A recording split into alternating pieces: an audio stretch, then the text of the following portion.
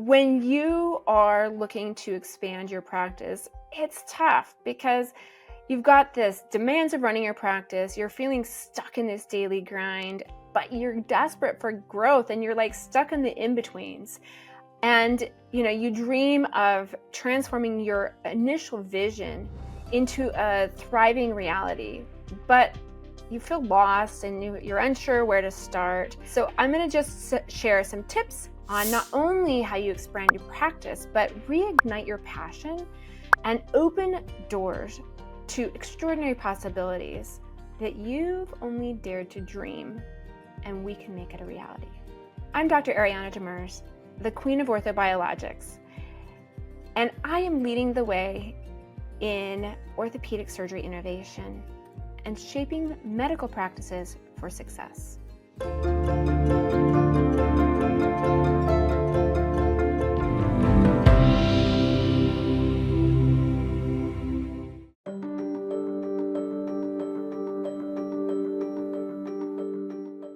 Let's talk about transforming your practice into a thriving success story. Imagine setting goals, enhancing services with cutting-edge orthobiologics. But how do you strategically market, build a powerful network, and then transition to this cash-based service so you can revolutionize your practice? Let's get started. How do I expand my practice? Imagine waking up every day to a thriving practice where you've transformed your vision of how to take care of patients into a living, breathing reality. So expanding your practice isn't just a goal. It's about breathing new life into your work and opening the doors of possibilities that you've only hoped of. So let's get started on how you turn your dream into a reality. Step one, I think setting goals is really important. But, we've all learned, you just need to set your goals and then blah, blah, blah. But imagine this. Your practice is not only growing, but evolving into something extraordinary. But what does that look like? Are you hoping for a steady stream of new patients? Or maybe a state-of-the-art facility? Or, changing what types of treatments you're doing to add orthobiologics to your current practice? So what we talk about is setting SMART goals. And SMART goals are specific, measurable, achievable, but don't make it too achievable, relevant, and time-bound. So the more clear you get on each of these, the clearer your course will be. And these goals will be your compass to guiding you through your journey. For example, if you want new patients, you want a steady stream of new patients, you really have to be specific. I want 10 new patients or 2 new patients each week. And we know because they're new patients and you can look at them and they're on your schedule, so it's measurable. And is it achievable? 2 new patients each week? Absolutely. Maybe that's too small of a goal. Maybe 5 new patients a week. That might be a little stretch, but more achievable to get where you want to be. And then relevant. Yes, is this a relevant goal? Yes, if you want more money in your practice, you have to have a more reliable stream of new patients to be able to take care of. And then time-bound. And I think this is where we kind of struggle. Starting when and ending when? When are we going to reevaluate? And so for that SMART goal, I want 2 new patients. Nope, strike that. That was too small. I want 5 new patients every week. We are going to reevaluate in 8 weeks. And by the end of 8 weeks, we will have had 16 new patients in that total time, above the number that you currently have. So that is an example of a SMART goal, where you have to make sure and be very specific because it makes you do that extra step of accountability and really understanding what you're doing. So number 2, when you're growing your practice, you want to maybe enhance your services, right? So you think of your practice as a canvas, and expanding your services is like adding a new color to your canvas. Imagine introducing a new service like Orthobiologics, where this field doesn't just enhance your patient care, it revolutionizes the way that you can take care of patients. By offering these new services, you're not just expanding, you're elevating the quality of care that you're providing for your patients, and you're drawing in a wider patient base who are actively looking and seeking out new innovative technologies. Number 3, if you're looking to expand your practice, I'm here to tell you, you at least need to invest in a little bit of marketing. Envision your practice not only growing, but shining brightly in a spotlight. You are the location that patients are looking for. You are the physician that patients are looking for. And marketing shines that spotlight on how you take impeccable care of your patients with this new cutting edge technology.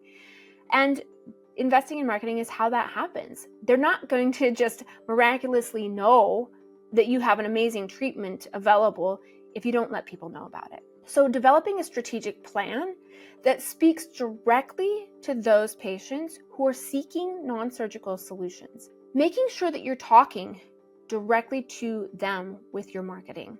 And I know you're always like, well, what about my surgical patients? What about the other patients? Don't worry. You aren't going to alienate your surgical patients. And by the way, they may also want to have the option for orthobiologics either in lieu of their surgery or to augment their surgical journey. And if they don't know that it even exists, how can they know to ask for it? So using those digital marketing tools like your professional website, engaging social media content, and then targeted online ads to amplify your reach and connect with a broader audience is super helpful. Here's a pro tip though. Start with unpaid content because you want to make sure that your message is the right message that resonates with your patients. Once you're getting good responses and you are getting that really, the patients are saying, oh my gosh, I found you, I saw your content, I felt like you were speaking directly to me, and you get this repeatable experience, then you can start using paid advertising. Don't just dump a lot of money into an advertisement that may or may not work.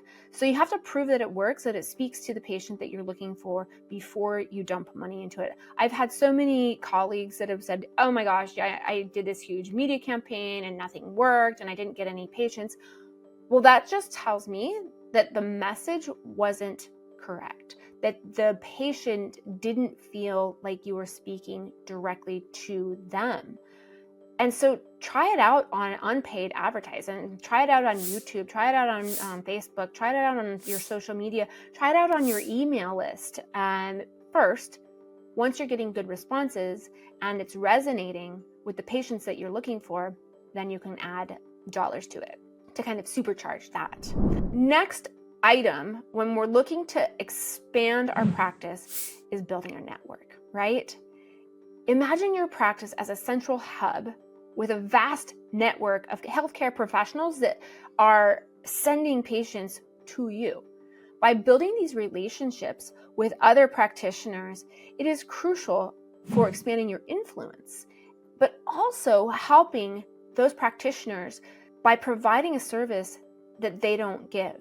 And so it's this give and take relationship. You help them solve a problem for their patients that they don't have the opportunity, and they're going to send their patients that they know, like, and trust to you to solve a problem for these healthcare providers, whether it's physical therapists or massage therapists or chiropractors or primary care physicians or whoever. If this is not something that they're offering and you're solving a problem for them, even surgeons, spine surgeons, total joint surgeons, if you can solve a problem for them by offering a different solution, then they're going to be happy to send you these patients that are, not their perfect patient, but maybe your perfect patient.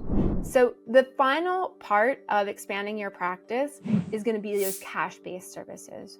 So picture this, where finally your administrative headaches are minimal. your revenue flows smoothly. You're not waiting 60, 90, 120 days for reimbursement from insurance. You don't have to jump through the hoops of insurance-based care, and you can just provide care that the patient needs. By offering these cash-based services like Orthobiologics, this is a game changer. This eliminates the complexities of insurance and billing and attracts those patients who are seeking advanced non-surgical treatments. This is about simplifying the process for both you and your patients, while also stabilizing your revenue without having to worry about the next round of cuts to your reimbursement or when they're finally going to get you paid 120 days later. And you are now back in the driver's seat to be able to be compensated appropriately for your expertise and your personalized care for your patients. The insurance-based model is a volume solution where you just want more patients. The direct care is to care for your patients better and get compensated appropriately, which is different. And that's a hard thing to think about. I was just telling one of my colleagues the other day, I was like, I am so excited. I have 4 patients today. And they're like, you only have 4 patients? I'm like, yes, I have 4 patients today. And I'm getting compensated appropriately for a day that takes all day to take care of 4 patients. It's amazing. My goal is to take care of 1 patient and get paid for the whole day and get compensated appropriately for the amazing care that I give, right? But it's a total mindset shift. It's like, would you rather, and maybe that's a game, you should play. Would you rather get paid $10 for 10 patients or $100 for 1 patient? I mean, it's the same amount of money, but the amount of work and psychic energy that goes into it is 10 times less. Plus, the quality of care that you're able to give to that 1 patient versus the 10 patients is significantly better. So I think that mindset is really hard. Oh, and by the way, you take care of 1 patient, it doesn't take you the same amount of time as it takes for the 10 patients, right? So you get that time back as well. So even if you see 10 patients for 15 minutes, that's a couple of hours, and you've given meh care. If you see 1 patient for 2 hours, holy cow, like that's so amazing from a care perspective, and you get your time back and you made the same money. So I think that mindset is hard because that's not something we've ever heard. We've never been able to adjust the pricing.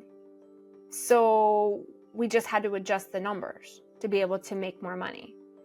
Whereas if you adjust the pricing, then you don't have to do the volume solution and you can make good money and provide impeccable care and get your time back. So when I went from a 1-day-a-week clinic that was a proof of concept clinic that people paid me money, and I was shocked and it was great, and I was honing my craft and I was proving to myself that this was a viable solution, that people actually did want to continue to come see me and did want to pay me money, and that I could get amazing results. And it was satisfying to take care of patients at a very different level than the 7-minute insurance visit. It took a year for me to convince myself, just doing 1-day-a-week clinic, that this would actually be viable. And then I took the leap and I bought a building. Don't do that, please. Found a place to work, renovated, don't do that. And then opened full time. And it was great, but that was the hustle. And that was 5-6 years ago. And oh, by the way, we had a pandemic in the middle of that, so that was great too. There are hard things about opening your own practice, and the monthly terror sometimes that you're not going to make payroll. That still exists, and that is the hard part. But in talking with my colleagues, they're like, well, couldn't you just go back and go to your employed job? And I said, yeah, but that sounds awful. Like, at least I know when I own my own business, I own my own practice, I'm making my own trouble. Like, any decision I make, it's like, okay, well, I decided that. Yeah, this is a lot of work, but I got to decide that. Whereas working for somebody else, your autonomy is in the toilet. You don't get to make those decisions. And even if you think you can make the decisions, they drag their feet or tell you it's not financially acceptable or tell you no straight out, or, even worse, tell you that you shouldn't even be asking for those ridiculous things like a scribe or a second MA to make your job easier or better or what have you. And so to quantify that, I was like, you know what? Honestly, even if I was making $1 million a year, I wouldn't go back. If they were going to pay me a salary of $1 million a year, would I go back? And knowing what I know on both sides of the fence, the answer is no. And so for me, that was the turning point. Is like, okay, well then I want to be here. I want to be doing these things. I'm going to do all of the things. I'm going to figure out how to make this dumb thing successful because I loved taking care of patients. I felt a little bit like I was going from the frying pan into the fire. I was still working really hard, but the fulfillment for my patient care, like I knew I was getting really good results. I knew I was taking impeccable care of my patients. And if something wasn't working, we just changed it. If the handout wasn't right, you just change it. Word document, that's not the right wording. Or, this is the way we're going to take care of patients. This is how their patient journey is going to happen. This is when they call, they're going to get X, Y, and Z. And you can make those changes on the fly as quickly as you need to without having the whole corporate, yes, well, we're going to have a meeting about thinking about making a change. And that meeting is maybe going to happen in 9 months. And so that even though it's hard, it's a different kind of hard, and it's a much more fulfilling hard than working for somebody else. So I guess my example is when somebody comes to see me for a knee problem that they've been dealing with for a long time, the difference between insurance-based care and direct care, cash-based practice care is stark. So they've been doing the insurance-based care and they've been jumping through the hoops, and they had to make an appointment with their primary care, and then they saw their primary care, and then they got referred to the orthopedic surgeon, and then they had to wait 6 weeks, and then they saw the orthopedic surgeon for 7 minutes, and then they sent them to PT and they had to wait 6 more weeks, and then they went to PT, and this whole time their knee is still hurting and they don't even actually know what the problem is. And so they go to PT and they're not better, and they go back to their orthopedic surgeon and they're like, oh, well, maybe we'll give you an injection. And so they get the injection, and then turns out they're still not better.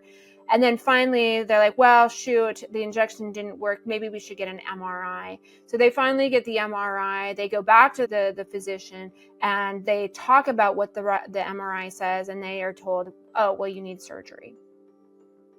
And they're not given any other choices. They're not getting anything else. And they're like, wait, what? I went through all this stuff and now I need surgery? Like, what? Okay, well, I guess that's right. And then, maybe one of their friends or their family is like, whoa, have you ever heard of this other thing?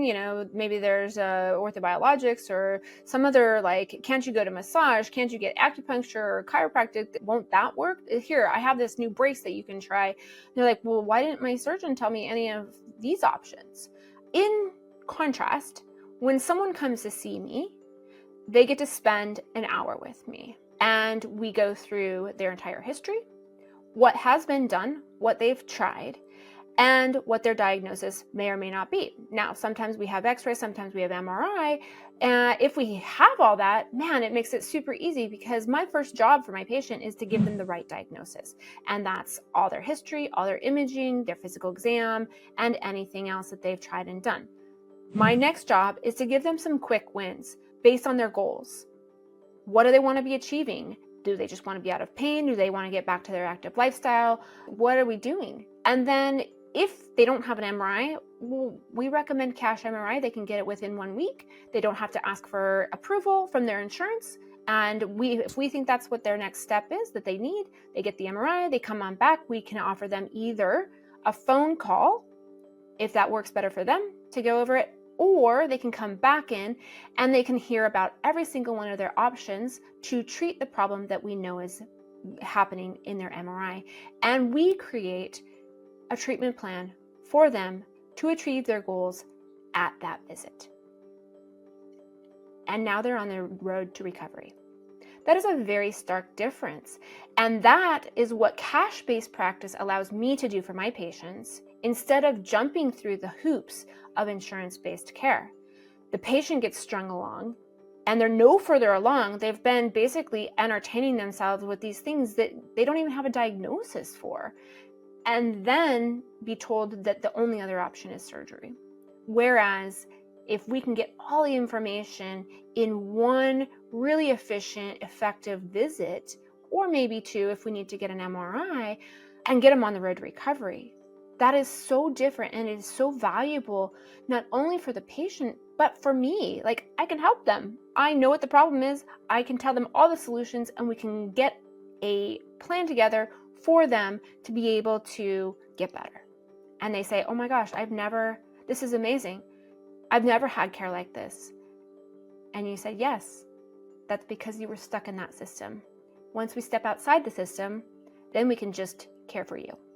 I think the fallacy of physicians opening practices that are direct care practices or cash-based practices, part of the problem with physicians and their mindset is that when we went to medical school, we had to get it right. And we had to be deeply knowledgeable, or bad things happened, really bad things happened. Medical errors, death. And so we were held to this standard of perfection. And when we are then taking that mindset and putting that in the business world, I'm here to tell you, if you misstep in a financial perspective, it's just money. Like the ramifications of not having all the knowledge, the ramifications of not knowing every single little thing down to the nth degree is pretty minimal in the grand scheme of things. But ultimately, it handcuffs us to not acting. And so we keep waiting for this PhD level knowledge, MBA level knowledge of business and what decisions to make and how to make them. And we move nowhere. Instead of just doing the thing, getting the minimum viable product out there, which is standard operating procedures in business, is you get that minimum viable product out there so it is able to be consumed, and then you iterate and you make it a little bit better and you tweak it and you tune it. And it's always this work in progress. And you look back and go, oh gosh, we may have gotten off course there. And what was the worst case scenario of getting off course? Maybe you had to work a little bit more. Maybe your product wasn't as perfect. Maybe you had to work a little bit longer hours, or maybe you lost some money, you left money on the table. Those consequences are so different from the consequences of not knowing that we learn in medical school. But yet it's hard to give up that deeply ingrained need to be the master of the information before you make the action. That we as business owners sometimes, a lot of times, don't continue to make steps forward because we're paralyzed by this fear that we might make a mistake or we might make a misstep. And business people tell you all the time, oh, just make it messy, make the next step, make them, the mistake. That's how you learn. Is terrifying to physicians because of the consequences. But I'm here to tell you the consequences in business versus the consequences in medicine are two different ball games. And so sometimes you have to take that physician hat off and put the business hat on and make those decisions, right or wrong, make the decision and then learn from the outcome and say, oh, that was a good one. Oh, that was not such a good one. Let's correct course a little bit. there is nothing that you can't correct course on with business. It's just business.